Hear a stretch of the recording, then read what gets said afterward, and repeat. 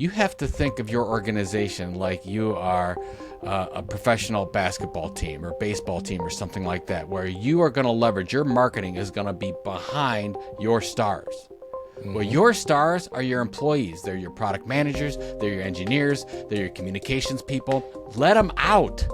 Your employees are your best marketers, and you're hiding them. Influential and thought-provoking minds in marketing, sales, and business. The Business of Marketing Podcast. Welcome again to the Business of Marketing. I'm A. Lee Judge, and with me today is the Godfather of Content Marketing, Joe Pulizzi. Hey, Joe. Lee, how are you, my friend? How you like that intro? You tired of that title yet? You know what? I have totally leaned into it. I used to be, I don't know, 10 years ago, I was like, oh, come on, that's just overdone. And then I'm like, if people remember it, I just lean into anything that people remember. That's why, I'll wear the orange, I'll do the thing. It works. It's great to have the title, Joe. I can't complain. It could be negative depending on how you look at it, but I'll take it. Hey, take it. It's well deserved. So I want to jump straight into something, Joe. CEX 2025 is coming up. It's the Content Entrepreneur Expo in August in Cleveland. It's the event for content creators to learn strategies for audience growth and revenue generation. One of the most common conversations that I hear at the event is how to monetize your content. So are there any new content monetization strategies that you see gaining traction? Well, I think the most important thing, Lee, is that content creators or content entrepreneurs aren't leveraging enough ways to monetize. We always talk about, it's like, hey, when you're starting out, you want to leverage one, maybe two different platforms. You don't want to be jack of all trades, master of none. You really want to focus on building an audience on one or two. And then what do we want to do is diversify from a revenue standpoint as much as possible. And I just don't see creators doing that. They'll say, okay, well, we'll lean into sponsorship, or we'll lean into brand deals, or maybe we're just doing membership or paid subs. We need to be doing all the things, especially as smaller creators. So a lot of what we'll talk about at CEX is, look, most of the audience that goes there, they're not going to have 100 million followers on YouTube. They're not going to be Jimmy Donaldson, Mr. Beast.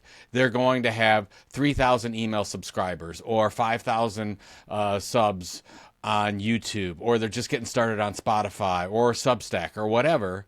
And what we want to do is say, okay, well, let's take that value and leverage it in multiple ways, because we don't know what our best revenue drivers are going to be. I remember when I started Content Marketing Institute, we didn't know that the big thing was going to be an event, Content Marketing World, until we started to put out different ways to drive revenue. So I think that's the focus right now. Well, you've been in it for a while, so I want to ask you about this, because for me, I'm just now realizing that I don't have to do all the things at once. Like, I just released a book. Thanks for your help on the book, Cash. Thank you. And I realized that, okay, I took almost a year and a half of focus on the book. Didn't do too many YouTube videos. I put the Business of Marketing podcast on pause. I just did the book. Now the book is out. It's an asset that is done. I can talk about it on podcasts and on videos. Now Business of Marketing is back. I'm doing more YouTube videos, and I can mention the book because it already is done.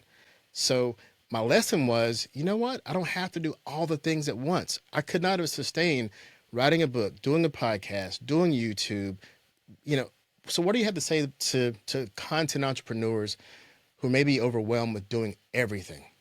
Well, if you do everything, you're going to do absolutely nothing. And you just have to realize it. We want to, as content creators, do all the things. We feel we need to be everywhere. But if we do, we make a huge mistake. I always remember the stories when Bill Gates and Warren Buffett met for the first time, and the interviewer said, put down the key to your success, write it down on a piece of paper and put it down on the table. And they did. And then when they turned that piece of paper over, the word was focus. Both of them. I love that story because it is so true. So you have to have focus. You created a great book because you focused on that book.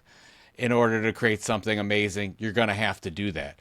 But let's just simplify the process. So if you are, this goes for brand as well, but if you're a content creator, you really want to have three legs of the stool. You want to have one place where people find you, where you're building that audience.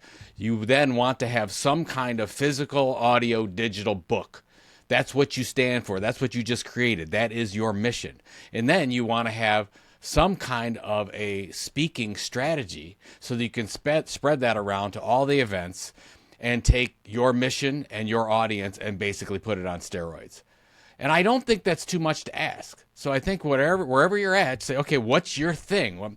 Is it your website? Is it your .com? Is it your podcast? Is it your newsletter? You have to have some kind of base. That's where you build the whole thing.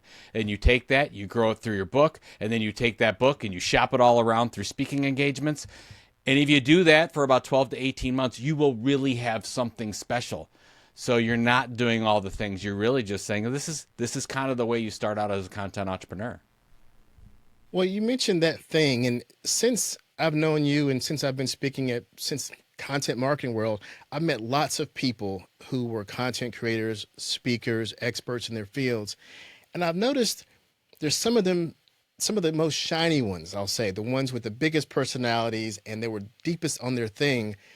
They either had to pivot or their thing died, or, what have you seen? Because you've seen lots of speakers evolve, lots of content creators evolve. You've probably seen some pivots or some people who had to bury whatever their thing was. What have you seen, and how does somebody pivot if they need to? Well, first of all, I don't know of a marketer or a content creator that hasn't pivoted in some way. We all pivot because you start out with this big shiny idea, and then you don't have any information on whether it's good or bad, and you take it out into the market, and then you get feedback, and then based on that feedback, you adjust, just like you would with any product. So that's basically the reason why I love events, because when you go out and you talk to people, you will get firsthand feedback of what you're doing right and what you're doing wrong. Or like, I didn't know it was content marketing. I didn't know that was the thing, but I started going around and speaking in front of people, and I heard other people talk, and I talked to other experts, and I realized I think that's the thing. I thought maybe it was custom publishing, maybe it was custom media, maybe it was custom content. I didn't know what the term was, but then I talked to enough people and got that feedback and went that direction. So I pivoted many times, and you will, and we all do, to find that portion. So I guess the point is that you make the jump, you do the thing, you start creating the content, full well, all you want to look for is, okay, I know I'm failing right now. Get that feedback as soon as I can so I can make that pivot and then build that mission that really works with your audience. Marketers and sales leaders, if you want to close more deals and drive real revenue growth, you need cash. And I don't mean money. I'm talking about my new book, Cash, the 4 keys to better sales, smarter marketing, and a supercharged revenue machine. It gives you a proven framework to improve the 4 areas that impact revenue the most: communication, alignment, systems, and honesty. You need a stronger sales and marketing engine, and this book will show you how to build it. Get your copy now at aleejudge.com/cash. Now, back to the content. Well, let's talk about one of the biggest reasons pivots are happening right now. It's pretty hard to talk about content without talking about AI. That's causing companies to pivot, people's brands to pivot, what people talk about to pivot. And we know it's changing marketers' approach to content creation. But how do you see AI transforming the way that marketers make data-driven decisions and optimizing their content strategies using AI? Can I be honest and say I don't know? I mean, I think if anybody knows the answer to that question, I would like to talk to them. I mean, I've heard you've interviewed a lot of wonderfully smart people. They all seem to have some kind of an answer, but I haven't felt like I've really heard the right one. We don't know. The tools that you and I are playing with right now, what are they? 9, 12, 15 months behind? We don't even know what's going on behind the magic doors. I think what's important is that we spend about 10% of our time playing with these tools, because we know that this is the direction it's going. So let's play with those tools and let's make sure we do that. I like to see marketers use these tools, not for content. If you're looking for strategy, I love when people are building their own personas out of an AI thread. I think that's great. And then you basically put all the data and all the information into that, and you can talk to that persona anytime you want. What are you struggling with? What keeps you up at night? We'd love to do that with real people, but now we have AI that can help us do that. So we could use those tools to then get us to the point where we're feeling like we're doing something creative, or maybe get faster to that point. That's what I'm for. Do I have to come to the realization someday that the majority of the content that we engage with will probably be created by robots in the next few years? I think that's actually going to happen. I don't think that's going to stop. But at the same time, you're going to have the opportunity, because AI makes us more efficient, to create some amazingly creative things. So the advice that I would give is, yes, it's going to come. It's going to lean into that, but just dabble around. Get a Claude. If you can do it, get a Claude subscription. If you can do it, get a ChatGPT subscription. Play with the different imagery. Go in and play with some of that really amazing long form reporting that they've got going on with ChatGPT, and see what happens. And you will. And when the time is right, you will know where it'll make sense to involve into your data, your analytics, and your strategic frameworks. I think I don't know is probably the only intelligent answer anybody can give right now on that.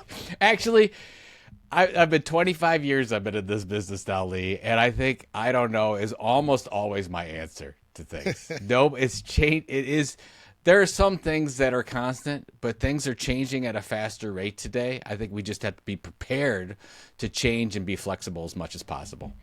Yeah, I watch a few people that I follow specifically around AI, and the fun part is watching them test and say, "This is what I see. What do you see?" Like it's almost like this virtual dinner table, and we're all taste testing new foods. Like, I tried this. It tastes this way. What do you taste? I'm eating the same dish, but it tastes different for me. And it's this conversation around, what do you see? What's going on? None of us know, but here's what I'm seeing.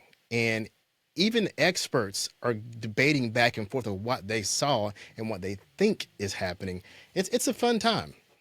I think watching like Dharmesh Shah from HubSpot and Paul Raitzer from Marketing AI Institute, and just follow their LinkedIns, because they're doing what you're talking about. They're basically, here's what we saw, here's what's going on. Dharmesh is amazing because he's tinkering with it all day long and he's trying to build things. I mean, you get a front row seat to this stuff. So it doesn't take much. We don't have to go and get an MBA in AI. We just need to follow some of these people that are digging into it and do some of the work ourselves. Yeah. And when you can, catch them in person at an event like CEX. That's exciting. Shameless plug there. How do you like that? Well, the whole point, of course, I want people to go to CEX, but any events, like literally go to any events and walk the halls. I mean, you and we met at an event. I mean, I think people they say, oh, I don't like the agenda or the speakers or whatever. And you got to realize that is not the number one reason you're going. You're going to go because in the halls, you're going to meet somebody that's going to change your life forever. And you're going to help them and they're going to help you. And I've seen that over and over again. It's been true with me. And that's what I keep imploring on people is like, look, just be there. I remember South by Southwest when I was there in 2008 and 2009. I didn't go to any sessions. I just hung around and I met some of the most incredible people that changed my career. I mean, that's the type of thing I think that we need to focus on. And yeah, by the way, great speakers and great networking and all that. But yeah, that's not the number one reason. This is my first year going to events as not an employee of a company and not a speaker. Like when I was an employee, I went as either a member of the company or a speaker on the side going to an event to speak. And then it would transition to I was going just to speak. But now, like you said, I'm going to go to a few this year. I'm not speaking. I'm just going to network, to listen, to learn, see what's next, and develop relationships. That's what it's going to be about. And by the way, that's exciting. I mean, I was working on events for 10 years and then started to actually just go to some. Mm-hmm. And it is just it's so refreshing to be able to do that and just walk around. And by the way, for introverts out there, it doesn't take much. And by the way, one little thing that I think is really important, if you really want to meet a speaker, don't go up after, go up before. They're waiting on the side. They're kind of, everybody's getting the AV ready and nobody's talking to that speaker. That's the time you go up and introduce yourself and say, hey, just want to say hi, love your stuff, whatever. That's it. Just put it out there and prepare the way for future opportunities. But don't go up after when you got a line of 20 people and, they're rushing through other speaker. Go up before. Got you. Well, Joe, I want to mention for a moment, and thank you again. So the book that I just put out is called Cash, and I went through Tilt Publishing. It's got Joe Pulizzi's fingerprints all over it, from the publishing company to, I think one of the first quotes in the book is yours as well. So in the book, you shared some information about content marketing, and building on that, I'd love to explore some current challenges marketers face today. What do you think is one of the biggest, or just one of the missed opportunities that brands are missing in positioning their content today? I would probably say the number one challenge that brands are taking advantage of is leveraging their employees as influencers and content creators. And there's a hesitancy, and you've seen this too, Lee, where you're like, I don't want to give the employee too much power. I don't want to give them too, because things that happen. I mean, there's scandals, there's information about employees that come out, whatever. And then I'm like, you know what? You have to think of your organization like you are a professional basketball team or baseball team or something like that, where you are going to leverage, your marketing is going to be behind your stars. Well, your stars are your employees. They're your product managers. They're your engineers. They're your communications people. And you just have them work and sit behind the scenes, which is fine. A lot of people want to do that, and that's no problem. But you have a good percentage of people in your organization that are creating podcasts. They've got their own newsletters. They understand YouTube. Let them out. Your employees are your best marketers, and you're hiding them. Now, what's interesting is, like, even Unilever did this. I saw this announcement this week where they're spending they're hiring or leveraging 20 times the amount of influencers in 2025 from 2024, which I'm looking at that and I'm like, wonder their percentage of social media spend, including influencers, is 30 to 50%. That is huge. That is $1 billion number. But let's look at their employees. I mean, they're out there leveraging people with audiences in different markets, different expertise, and that's great. And you absolutely should do that. But look at the people that are right in front of you. The ones that are raising their hands saying, I've got something to say. I've got some expertise. I know things that not a lot of other people do. Well, let's put a podcast behind that person. Let's put a YouTube video. They're already there. You have the expertise, and they're already loyal to your company. So I think that's the biggest missed opportunity I'm not seeing enough organizations do. If you're a marketer struggling to create content that's truly unique to your brand, here's the key. Your experts and executives are your most valuable content assets. Conversational content like videos and podcasts featuring your team stand out above all other content. So instead of creating content that sounds just like your competition, start leveraging the unique voices inside your company. Thought leaders and authentic conversations build credibility and engagement. At Content Monster, we specialize in remote content production, meaning we coach your people to be comfortable on camera, then we capture and produce high-quality videos and podcasts featuring your team and customers.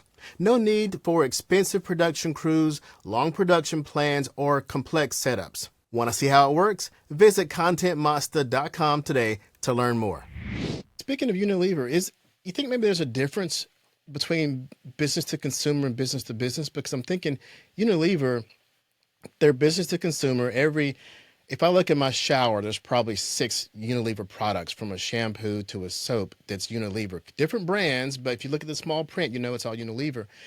And I get that their employees are also using shampoo and soap, whatever, and they could be the influencers. But at the same time, this model person with the beautiful hair may be the better influencer than the person who designed the shampoo. As opposed to business, the person who designed the software is probably the best person to influence me to buy it. Wait, to your point, I 100% agree. It's much better on the business to business side. And also for the fact that some of these deals in B2B they're just higher. I mean, some of them are tens of thousands, hundreds of thousands. Some are $1 million deals, and you only need an audience of a couple.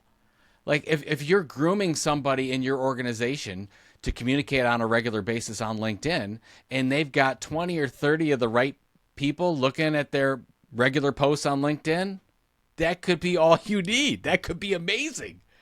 So give them, and what you don't see enough of is just that internal training. I mean, what I would love to see, like if you find somebody, let's say that person who wrote that software or designed that shower head or whatever, Get them public speaking training.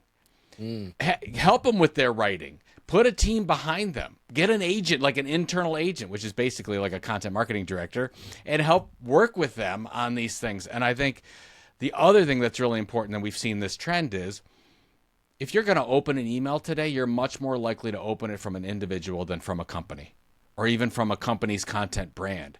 If we know that, maybe the thing you're trying to do from a content creation standpoint doesn't come from the company. It comes from that internal expert that you're grooming, and put a little faith in that person that they're not going to leave and not going to do something stupid. And it might happen. There might be 1 or 2% that don't work out, but the 98% that do, wow, what an opportunity you'll have. And I think that that's going to be a trend in the next couple of years. A lot, especially on the B2B side, a lot of people leaning into internal employee experts. Well, I hope so, because my business depends on it. Well, they're going to need people like you to do this. And that's where, oh my God, like if you go in to just do a regular corporate content audit, you see it every time. You're like, look at all this expertise out here, and you're just silent. You know it's what's radio fun, silence. And I know you've seen this a lot too, because we had a client recently. They asked us for the whole kitchen sink of everything from strategy to content creation. But then they said, we want to see our ROI in 3 months. And we're like, okay, it doesn't work that way. First of all, they were posting, their social media strategy was really jacked up, and we were going to help them with that. And we said, you know what? You need more of this kind of content, less of that kind of strategy. What we can do in 3 months is give you a very solid strategy and some examples of content that will fuel that strategy. Because we knew we were not going to engage with any company with that kind of constraint, promising something we don't even believe in, that content is going to create advertising results, like coin operated, do a post, get $1 out. So we learned over time, of course, the ROI is it's almost like a cloud over the creative process that, especially the bigger corporations, they diminish the creative because they can't get the ROI fast enough. So when ROI is, it's always been a challenge for content marketing, especially when executives demand clear results. How should marketers manage communicating their content initiatives to these executives? You have to be real. First of all, when you measure anything in content marketing, it has to align with how the organization measures all of marketing. If you try to create something new, like this is how we measure it with our content, good luck with that. It's not going to work. So figure out, and you can. Sometimes it's difficult. But what we really want to do is communicate back to the executives and saying, okay, what are we doing? Is it sales content? Is it savings content, or is it sunshine content? Sales, savings, or sunshine? Which means with this content, do you expect me to get sales? Mm-hmm. Is this lead gen type content? That's a very different type of content than savings. Are we doing this type of content to replace something that we're already doing to save money? Is that a thing? Okay. Sunshine is my favorite one. Are we creating this kind of content to create better relationships with our current customers, or just create better customers? That's where content marketing started. It's all on loyalty driven content. I know so many marketing directors that go out there and just, we need to be on social. We need to do the things. We want impressions. We want to be talked about in PR. And we want media mention, whatever. Okay, fine. Those are all vanity metrics. That's not going to get you a promotion. That's not going to save your job. We have to figure out really clearly and then tell your leaders, this is why we are doing this. Because they don't know. They don't know why you're creating more content than anything else you do in an organization right now. There's so much content going anywhere else, but most leaders have no idea why you're doing it. So you have to educate them. I would say once you define that, create some kind of internal communications piece that goes to the key decision makers, especially the one with the financial purse strings, and explain to them why you're doing it. It makes you more accountable, yes, and it is a little bit scary, but it works.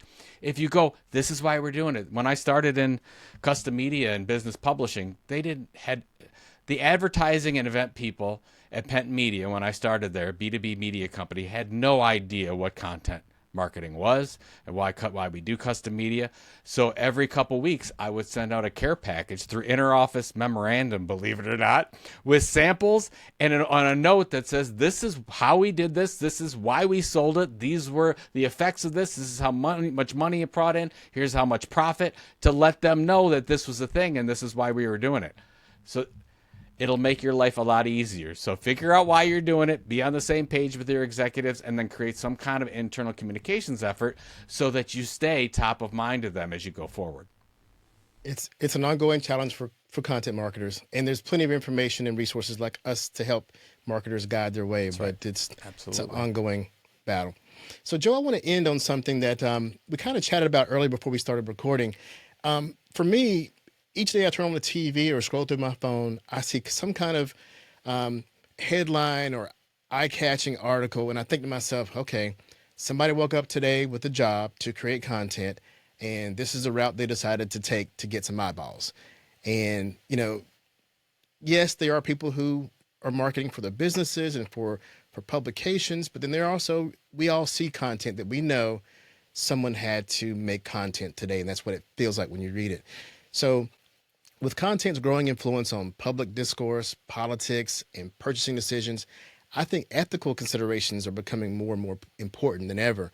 So in your view, what ethical responsibilities do content marketers have that maybe weren't as critical in the past? I think that if you're a content marketer and you create a mission for your content brand, it has to be fully aligned with the mission of the organization. And I think sometimes we forget that because we get lost in, we need this data, we need this analytics, we want this audience, whatever. And I think that what I would do to solve a lot of that is make sure your entire content creation team, internal and external contractors that you have, align with, understand the mission of the organization, and then understand the underlying content mission of what you're doing. So if you have a podcast that's targeting a certain audience, that podcast has some kind of a mission. This podcast is specifically for talking about political issues concerning those in poverty in inner city, and we do this on a weekly basis, and our goal is to reach people of this stature in this market. Whatever it is, whatever that mission is, make sure that everyone on your content team knows that mission. And this is what we align to, and they're going to be the watchdogs over all of this. I've been in too many organizations that they're doing a newsletter, a podcast, a YouTube series, an event, and they don't know the goal or the mission because nobody really explicitly went out and told them. So tell them. Make sure if it's not written down, if it's not typed up and printed out, make sure it's a Google Doc or whatever, that they have access to it and point them to it on a regular basis. And even in some meetings, maybe every month, you start off with saying, remember, our mission is. It's more important than ever to be aligned with your ideals and what you're trying to do as a brand. And if you don't, sometimes you get caught in sticky situations. And most of those sticky situations are avoidable. We just don't communicate to the team. So what's your mission? Communicate it regularly to the team, and I think you'll be protected from some crazy situations, hopefully. That's awesome, Joe. Let's wrap it up. That was fun. I always appreciate a conversation with you. I want to tell our audience, that Joe is a great person to follow and learn from. I hope you'll grab one of his books and catch him speaking at an upcoming event or attend one of his events. So, Joe, tell us, how can we catch you and what's the next event we should attend? So, yeah, the two things, joepulizzi.com, Pulizzi.com. I have a newsletter called Orange Letter. I've been sending it out for years and years and years. I talk about this stuff that we talked about all the time. And then in person, my next event is, as you mentioned, CEX, Content Entrepreneur Expo, August 24th to 26th at the new convention center in Cleveland.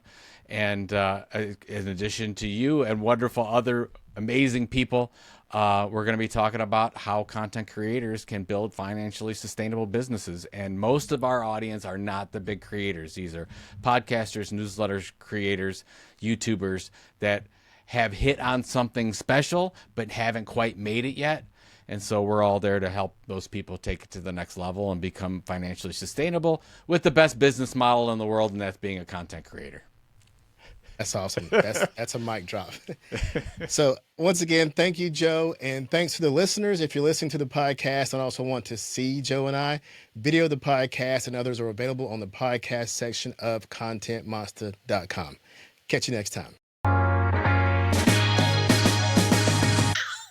Thank you for listening to the Business of Marketing podcast, a show brought to you by ContentMonster.com, the producer of B2B digital marketing content. Show notes can be found on ContentMonster.com, as well as aleejudge.com.